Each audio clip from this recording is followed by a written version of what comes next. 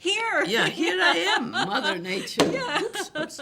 And then it wasn't like that because I went in. It's kind of like life. Yeah. It's very much like life, you Yeah. know? People think, oh, here I am. Yeah. You know. Take care of me. Right, Do take me, care baby. of me. Exactly. So what I did was I just walked in there barefoot and looked for trees that had fruit on them. Wow. But no one had anything on it after, the rainy season had just stopped and there was nothing in it. But, and I had a clump of brown sugar that I had in a bandana. And I said, if I don't find any food, there was a little voice in me that says, so what if?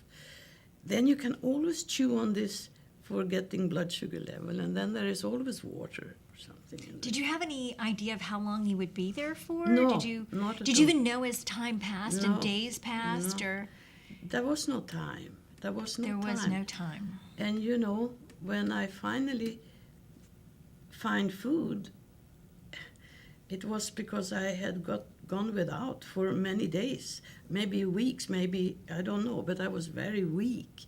And I hadn't connected myself to the nature. I'm a foreigner in here.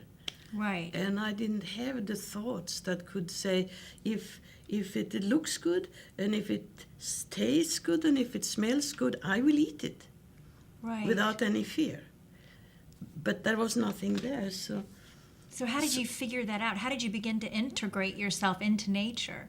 Well, first I You had have to to drop I had all to your toss stuff, my lump of sugar Right. because it was full with ants, and I couldn't share it with them because I really didn't want to hurt them, and I didn't want to hurt myself, right? Right. So I let it go, and then I was really without anything.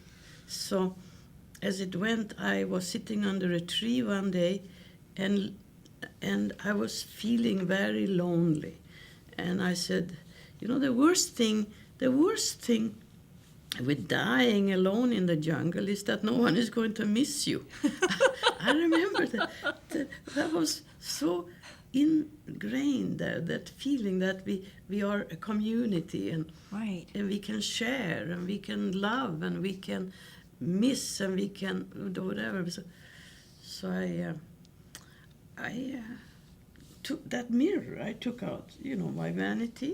You had to have a mirror in the jungle, of course. You have to look good, just and in I case. Looked at it, Yeah. And I looked at my gaunt face, and I said, well, what's going to happen? I don't really know. But I left it down in my lap, and it suddenly I heard a rustle above me because I was so preoccupied by myself. And it was spider monkeys that were running up trees there. And I had blinded one of them with my mirror. And he threw some nuts at me. And I ate them. And now I had the weapon, which was the mirror, and I had monkeys.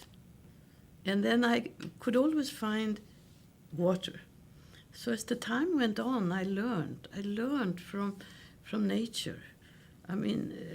Were you ever afraid, though, when it got really dark and you'd hear the sounds at night and you didn't know what was creeping around out there? Or, yeah. Were you ever...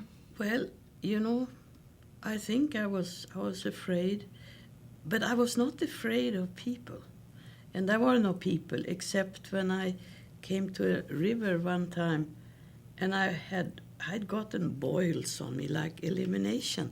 Instead of saying that I have boils that now is poisoning me, my voice said, no, it is nature that is pushing the toxin through your skin.